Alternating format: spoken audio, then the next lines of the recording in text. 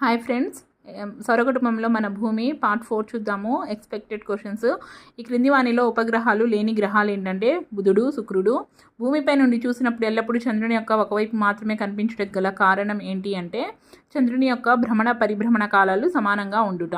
భారత అంతరిక్ష పరిశోధన సంస్థ ఉపగ్రహ ప్రయోగ కేంద్రం గల ప్రదేశం ఏంటంటే శ్రీహరికోట.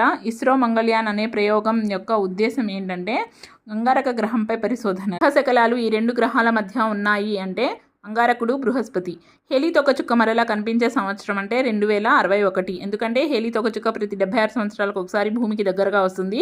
ఇది చివరిసారిగా ఎప్పుడు కనిపించింది అంటే 1986లో కనిపించింది. నెక్స్ట్ 2061వ సంవత్సరంలో కనిపిస్తుంది. కోసం చూద్దాము. గెలాక్సీ అంటే కోట్లాది నక్షత్రాల సమూహము. గ్రహ శకలాలు అంటే అంగారకుడు, బృహస్పతి మధ్య గల గ్రహ శిథిలాలు. ఉల్కలు అంటే సూర్యుని చుట్టూ తిరిగే చిన్న చిన్న రాళ్ళు. ఉపగ్రహాలు అంటే గ్రహాల చుట్టూ తిరిగే ఖగోళ వస్తువులు. కక్ష అంటే సూర్యుని చుట్టూ గ్రహాలు తిరిగే మార్గం.